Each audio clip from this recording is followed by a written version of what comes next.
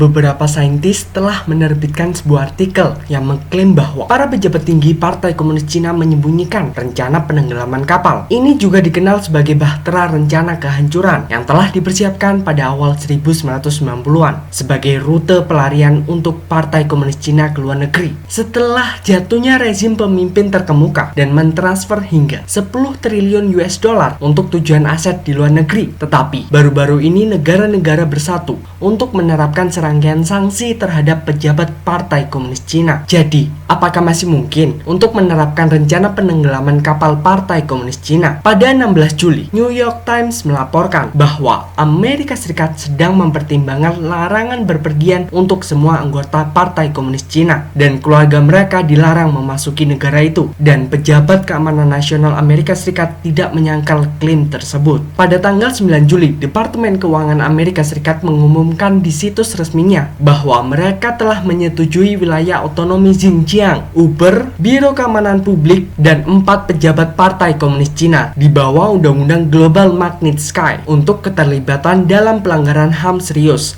terhadap etnis minoritas di Xinjiang. Pejabat yang terkena sanksi termasuk Chen Quanguo, Sekretaris Partai Suar, Zhu Hailun, mantan Wakil Sekretaris Partai Suar, Wang Minshan, saat ini Sekretaris Partai dari Biro Keamanan Publik Xinjiang, dan Hu Leonjun, mantan Sekretaris Partai XPSP. Perintah Eksekutif Amerika Serikat 13818 berdasarkan pada tindakan akuntabilitas hak asasi manusia Global Magnitsky akan memblokir properti orang-orang yang terlibat dalam pelanggaran serius hak asasi manusia atau korupsi. Rincian sanksi termasuk bahwa semua properti dan kepentingan di Amerika Serikat dikendalikan oleh orang Amerika Serikat, bahwa orang yang terkena sanksi secara langsung atau tidak langsung memiliki lebih dari 50% dari aset yang akan dibekukan oleh Departemen Keuangan dan melaporkannya ke kantor aset asing. Aset ini tidak dapat ditransfer atau disumbangkan kecuali diizinkan secara khusus oleh Departemen Keuangan. Pejabat yang terkena sanksi juga akan diblokir dari melakukan bisnis dengan entitas Amerika Serikat yang beroperasi di mana saja di seluruh dunia. Pada hari yang sama, Sekretaris Negara Amerika Serikat Mike Pompeo juga mengeluarkan pernyataan yang menyatakan bahwa 4 personal dan keluarga mereka juga ada dalam daftar sanksi Departemen Luar Negeri dan bahwa mereka tidak akan memenuhi syarat visa untuk memasuki Amerika Serikat. Pompeo juga menyebutkan bahwa dia memberlakukan sanksi visa yang sama pada pejabat lain dari Partai Komunis Cina. Sebelumnya, pada 10 Juni, Kongres mengeluarkan laporan strategi keamanan nasional yang berbicara tentang sanksi terhadap pejabat Beijing, termasuk pejabatnya, bertanggung jawab untuk melembagakan dan menegakkan undang-undang keamanan baru China, menargetkan otonomi Hong Kong, dan mereka yang berada di belakang Departemen Kerja garis terdepan Partai Komunis Cina. Bahkan pejabat tingkat tinggi seperti Han Zhang dan Wang Yang yang menjadi anggota komite berdiri pada Biro Politik Partai Komunis juga dapat dikenai sanksi.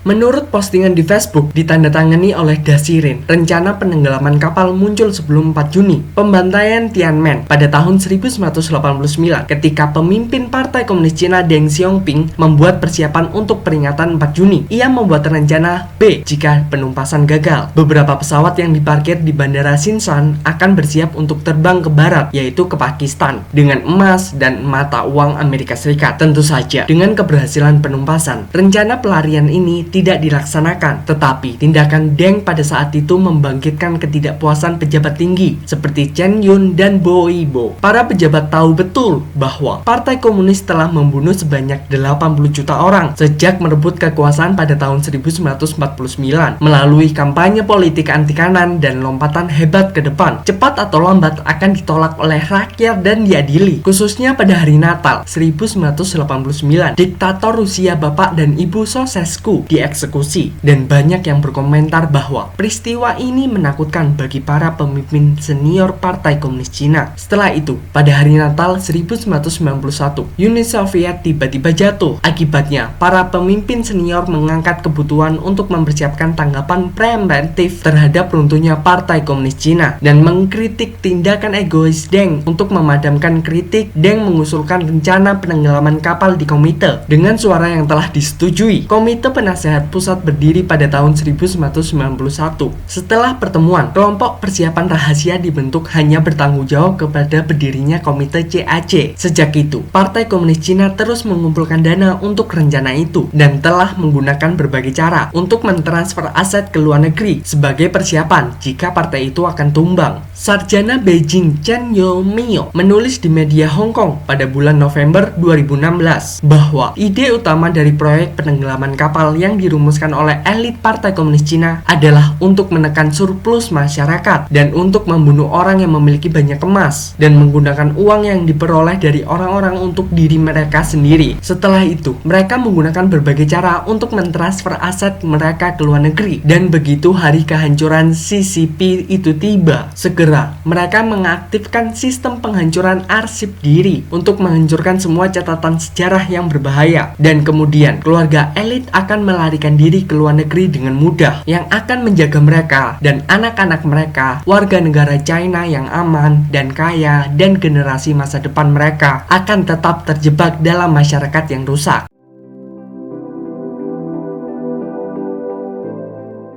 Langkah paling kritis dalam skema penenggelaman kapal adalah menggunakan segala cara yang diperlukan untuk mentransfer aset ke luar negeri. Ada dua cara utama untuk melakukan ini. 1. Misinvoicing atau pencucian uang yang merupakan cara utama. 2. Investasi luar negeri atau major asset dan akuisisi seperti investasi dalam Belt and Road Initiative. Peneliti tentang China, Dr. Zhang Tianliang, pernah melakukan penelitian berdasarkan publikasi Organisasi Integritas Keuangan Global pada 27 Oktober 2012 di bidang ekonomi. Majalah ekonomi paling bergengsi di Inggris. Data menyimpulkan bahwa Partai Komunis Cina dalam 20 tahun terakhir telah menggunakan misinvoicing untuk mentransfer sekitar 7,5 triliun US dollar di luar negeri. Organisasi Integritas Keuangan Global membandingkan jumlah impor dan ekspor yang diumumkan oleh China dengan jumlah total yang diumumkan oleh negara-negara yang melakukan perdagangan dengan China. Secara teoritis, kedua angka tersebut harus konsisten, tetapi mereka menemukan perbedaan yang besar. Metode pencucian uang ini disebut misinvoicing. Misalnya, jika saya membeli sesuatu dengan harga 1000 US dollar dan Anda memberi saya faktur seharga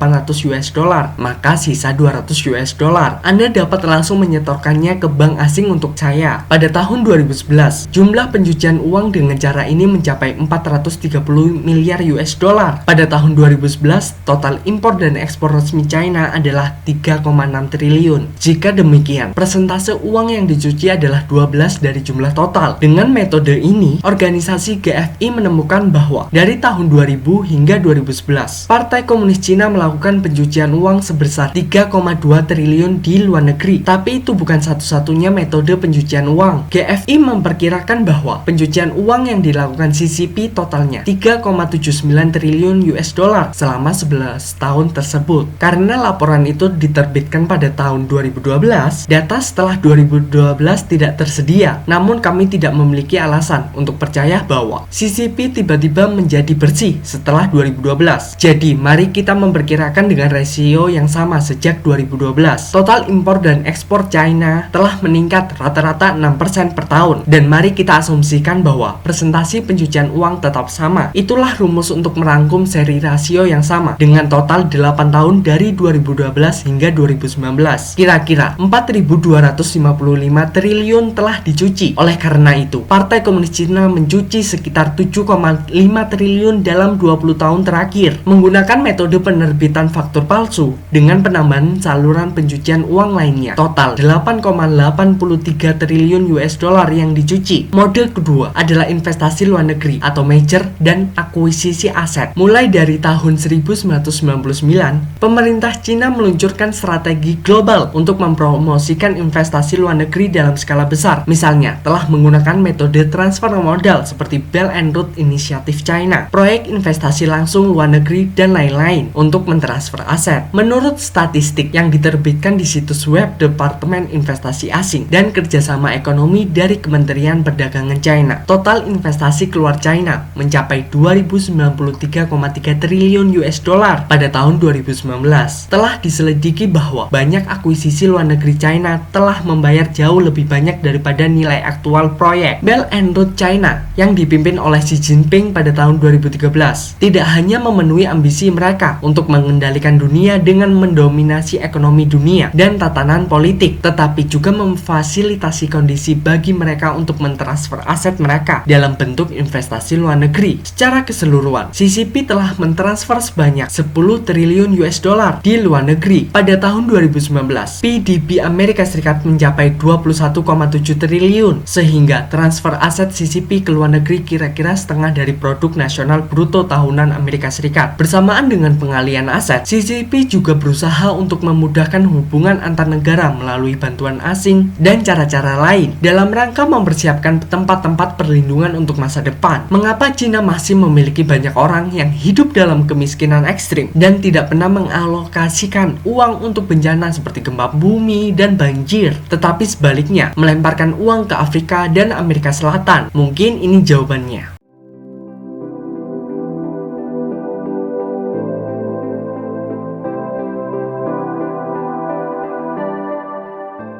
Menurut sebuah laporan rahasia, di dalam 32.500 kata, Partai Komunis Cina sebelumnya diungkapkan oleh majalah China di Hong Kong, CCP mengakui bahwa saat ini telah mencapai titik kritis dan dapat runtuh kapan saja. Dengan lebih dari 85% atasannya siap untuk meninggalkan jabatan mereka dan melarikan diri. Dalam beberapa tahun terakhir, Cina mengalami arus keluar modal yang serius. Pada awal 2010, Akademi Ilmu Pengetahuan China telah mengungkapkan data penelitian yang menunjukkan bahwa sejak pertengahan 1990-an, jumlah pejabat CCP yang melarikan diri mencapai 16.000 hingga 18.000 orang. Melarikan diri dengan uang sebesar 800 miliar won, sekitar 114 juta US dollar. Menurut statistik, dari 2009 hingga 2013, rata-rata pelarian modal tahunan dari China adalah 600 miliar US dollar. Pada 2014, jumlah ini mencapai 800 miliar US dollar. Pada tahun 2015, lebih dari 1 triliun US dollar mengalir ke luar negeri. Seperti yang diungkapkan oleh Wikileaks, pejabat korup di Cina daratan memiliki lebih dari 5.000 rekening pribadi di bank Swiss. 2/3-nya adalah pejabat tingkat pusat, dari tingkat wakil perdana menteri, gubernur bank, dan menteri hingga anggota komite pusat. Banyak diantaranya memiliki rekening di Swiss. Selain itu, sebagian besar birokrat yang pernah bekerja di Hong Kong juga memiliki rekening bank Swiss. Pada tahun 2012, dari otoritas internal Partai Komunis Cina yang mengungkapkan bahwa 90% anggota komite pusat kerabat telah bermigrasi ke luar negeri. Xin Ziling, seorang pakar sistem daratan China, mengungkapkan dalam sebuah wawancara eksklusif bahwa sebelum Kongres Nasional ke-18, sebuah survei dilakukan di dalam Partai Komunis Cina. Survei menentukan bahwa lebih dari 85% anak-anak dan keluarga anggota komite pusat,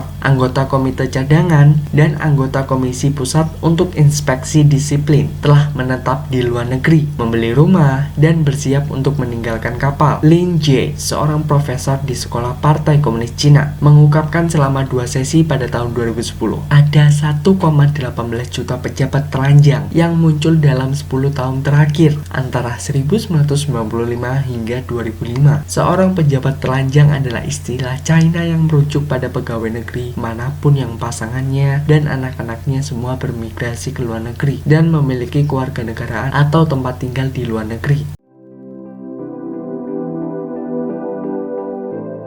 Beberapa analis mengatakan bahwa setelah kita mengambil tindakan, semua dana luar negeri dari CCP akan dibekukan atau bahkan disita oleh Amerika Serikat. Dan Amerika Serikat juga dapat meyakinkan Eropa, Australia, Selandia Baru, Kanada, Inggris, Jepang, dan negara lainnya untuk membekukan aset luar negeri CCP. sia-sia upaya pejabat CCP. Beberapa analis lain percaya bahwa begitu Amerika Serikat mengumumkan aset pejabat CCP dan keluarga mereka di Amerika Serikat, itu akan muncul respon besar-besaran di China. Dengan cara itu, CCP bisa benar-benar menghadapi situasi putus asa dengan ketidakpuasan publik di dalam dan tekanan internasional tanpa ada tempat untuk lari. Sejarah telah membuktikan bahwa rezim dan organisasi totaliter ekstremis yang melakukan kejahatan terhadap kemanusiaan tidak akan bertahan lama, dan bahwa kebaikan akan selalu menang dan keadilan akan dilayani. Kami akan terus memberikan cakupan mendalam tentang China dan memberikan Anda perspektif lain tentang negara ini. Jika Anda tertarik dengan konten kami, silahkan berlangganan saluran kami. Terima kasih telah mendengarkannya.